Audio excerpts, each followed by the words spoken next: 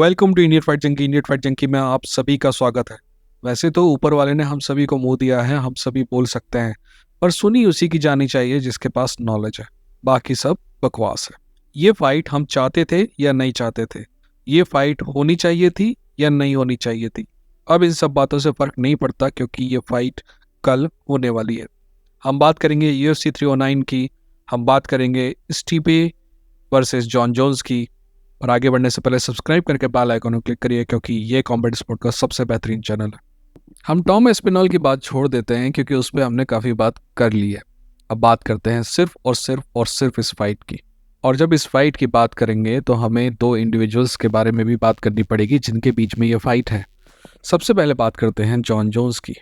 तो मैं आपको बता दूं कि जो जॉन जोन्स इस फाइट में हिस्सा ले रहा है वो the greatest of all time Jon Jones नहीं है, अनफॉर्चुनेटली।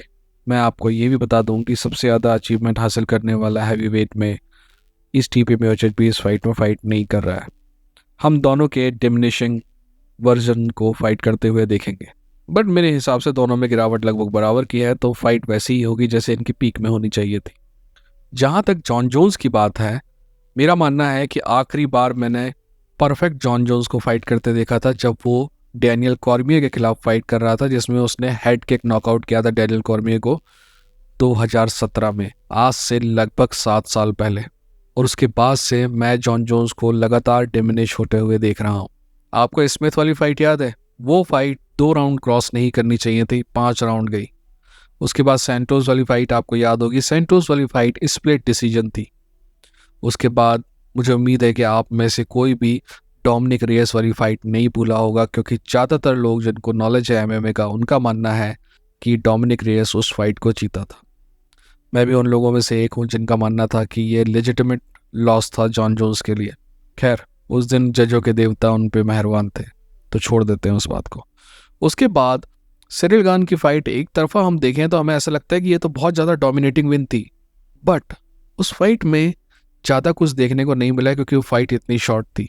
और जो दूसरी बात इंपॉर्टेंट है, उस फाइट में हमने जितना जॉन जोन्स देखा वो जॉन जोन्स पहले से ज़्यादा स्लो था। पर ऐसा होना भी वाजिब है क्योंकि जॉन जोन्स हैवीवेट में फाइट कर रहा था। हम जॉन जोन्स से उसी स्पीड की उम्मीद नहीं करते जो हम लाइट हैवीवेट में कर रहे थे। वहीं दूसरी तरफ स्टीफे मियोचिच है। सच कहूँ तो मुझे नहीं लगता कि स्टीफे में कोई ज़्यादा चेंज आया है, बस स्टीफे की उम्र बढ़ गई है, इसलिए ये जो स्टीफे है इसमें स्किल सारी वही होंगी पर स्पीड कम होगी, और स्पीड बहुत ज़्यादा मैटर करती है। चलिए इस फाइट का एनालिसिस कर लेते हैं। वैसे सच कहूँ तो इस फाइट के एनालिसिस के लिए ज़्यादा कुछ है नहीं। जहाँ तक ग्राउंड गेम की बात है, हम सभी को पता है कि जॉन जोन्स का ग्राउंड गेम लगभग अनमैचेबल है, कम से कम हैवियर डिविजन्स में तो अनमैचेबल है। अगर जॉन जोन्स स्टीफे मियोचिच को टेक डाउन कर पाता है ना, तो आप समझिए कि गेम सेट और मैच है स्टीफे मियोचिच के लिए। स्टीफे मियोचिच के पास कोई भी चांस नहीं है जीतने का अगर वो टेक डाउन हो जाता है तो। और मेरे हिसाब से John Jones should be able to take Stipe Miocic down, but मेरे दोस्त पता नहीं कहाँ से कैसे, पर अगर स्टीफे मियोचिच जॉन जोन्स का टेक डाउन रोक लेता है ना, तब यह फाइट होगी स्ट्राइकिंग में। और अगर ऐसी फाइट होती है ना, तो we will see the real fight. We will see 2 strikers and Stipe Miocic is better striker, इस हम सभी को पता है। अगर फाइट प्योरली स्ट्राइकिंग में होती है और टेक डाउन स्टीफे मियोचिच रोक लेता है, तो दोस्त जॉन जोन्स दिक्कत में है और हम शायद स्टीफे मियोचिच को जीतते हुए भी देख सकते हैं। जहाँ तक फाइट आईक्यू की बात है, जॉन जोन्स का फाइट आईक्यू भी अनमैचेबल है। जॉन जोन्स ना अपने फीट पे बहुत फास्ट थिंक करता है, and that's what make him very special.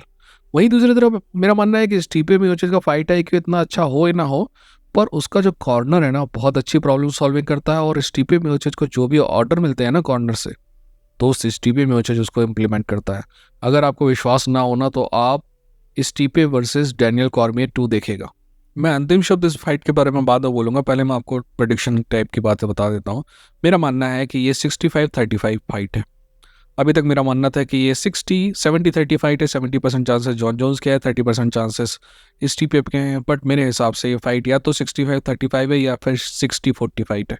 स्टीफे मियोचिच के चांसेस हैं जीतने के। दिल तो चाहता है कि स्टीफे मियोचिच जीते, दिमाग कहता है कि जॉन जोन्स जीतेगा, कोई सवाल ही पैदा नहीं होता। पैसा होता तो अपनी जेब में रखा जाता, क्योंकि स्टीफे के खिलाफ पैसा लगाने का मन हो नहीं रहा है। अब एंड में आपसे दो बातें मैं कहना चाहूँगा दोनों फाइटर्स के बारे में।